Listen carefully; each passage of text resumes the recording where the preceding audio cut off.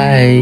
Mayong udto, kamusta ikaw? Kamusta ang pagpatikang mo kayo mga kabuhi? Kabay pa okay? Pero may masipan nga mas manami maning kay singkay kung may positibo nga perspektibo, positibo nga mindset, positibo nga feelings, kag positibo nga plano para sa imong mga kaugalingan. Sa kada panikang sa tawag nga kabuhi, pero may isipan nga buta kapag tiraw, pero may isipan nga buta man kapag laom. Kada bagay nga ating napangatubang may rason. Kada bagay nga ating napangatubang haol man o kung hindi, may bagong oportunidad kag lessons nga mapudjot. Isipa lang nga hindi na pagdao ka mahal nga Diyos kung hindi mo masarangan kag hindi natin malampuasan. Padayon kita nga magpangamuyo, padayon kita nga magsalig sa mahal nga Diyos. Nga jatanan, aton malampuasan nga buta ka leksyon kag buta ka oportunidad. With love, Sir Ronnie. God bless you.